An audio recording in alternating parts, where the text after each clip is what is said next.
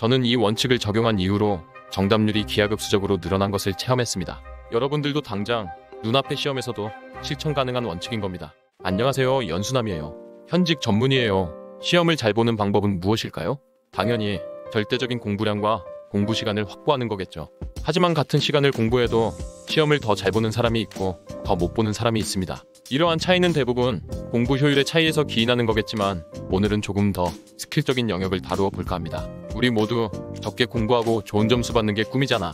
인생은 가성비. 하지만 궁극적으로는 끝까지 열심히 하는 사람이 성공할 가능성이 높은 건 당연하겠죠. 오늘 이 스킬은 열심히 한 상태에서 더 높은 점수를 받기 위해 활용할 수도 있고, 여의치 않게 충분히 공부를 하지 못한 상황에서도 그 이상으로 성적을 받을 수 있는 방법입니다. 시험을 보는 과정은 크게 시험을 보기 전, 시험이 시작된 직후, 시험을 보는 중후반으로 나눌 수 있는데요.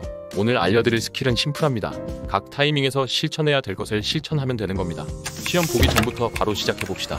대부분 친구들을 보면 시험 공부를 시작한 시점부터 시험 보기 전까지 무지성으로 이론 보고 문제 풀고, 그러다 시험 직전에는 봤던 자료들 허겁지겁 빠르게 넘기면서 보다가 결국 완벽하지 못한 상태에서 시험을 보게 되는데요. 오늘부터 우리는 그렇게 하지 말자고. 그나저나 여자친구가 불렀던 오늘부터 우리는 참 좋았는데 왜 이렇게 일찍 해체한 거야?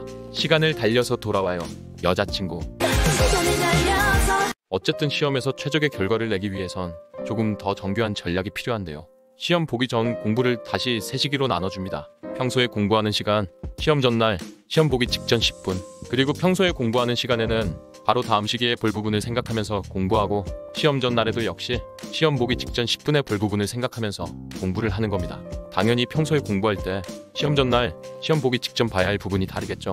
평소에는 전체적인 내용을 보면서 중요 개념을 선별하는 시간을 갖습니다. 시험 전날에 기출 및 선생님이 강조하셨던 부분, 문제집에서 여러 번 반복돼서 나오는 부분을 손쉽게 볼 수 있도록 평소에 공부하는 시간에 따로 추출해 놓는 겁니다. 따로 추출하는 방법은 크게 교과서에 색깔 있는 펜으로 표시하는 방법, 타이핑이나 손글씨로 컴퓨터나 A4 용지에 따로 적는 법이 있는데, 분량이 감당될 정도라면 후자, 감당이 안 될 정도면 전자로 갑시다. 시험 전날이 오면 이 부분을 반드시 아웃풋으로 먼저 꺼내보고 미흡한 부분은 다시 외우는 걸 반복하고 들어가는 겁니다. 그 중에서도 이상하게 죽어도 안 외워지는 부분이 있을 겁니다. 그 부분은 A4 용지에 따로 적어주세요. 개념마다 외우는 방법이나 두 문자 라벨링 등을 바로 옆에 써주셔도 좋습니다. 이 A4 용지가 시험 10분 직전에 볼 내용들인 겁니다. 여러분들도 이미 경험이 있으실 텐데 완벽하게 못 외운 것도 시험 직전에 본 건 기억이 납니다. 감독관이 책 집어넣으라고 할 때까지 계속 보는 건데요. 시험지를 받으면 시험 시작 직후에 해야 할 전략 바로 들어갑니다. 바로 A4 용지로 마지막까지 봤던 내용을 시험지를 막 넘기면서 찾고 그 문제부터 푸는 겁니다. 보통 객관식보단 주관식, 서술형 문제에 특히 효과가 있는 방법입니다. 단, 여기서 주의할 점이 있는데, 시간이 매우 촉박한 시험, 마지막에 외운 부분을 찾기가 쉽지 않은 시험에서는 시험지 넘기며 문제 찾기는 하지 마세요. 문제 찾는데 시간 다 뺏깁니다. 이럴 때는 그냥 1번부터 푸세요. 시험 보는 중후반에서 할 수 있는 팁으로 넘어갑시다. 살면서 시험을 한 번이라도 쳐본 사람이라면 누구나 경험했을 문제인데요. 헷갈리는 문제, 고쳐서 틀려본 적 많으시죠? 처음에 3번 찍었는데 다시 봤더니 4번인 것 같아서 고쳤는데 막상 원래 찍었던 3번이 답이어서 분개한 경험이 분명 있으실 겁니다.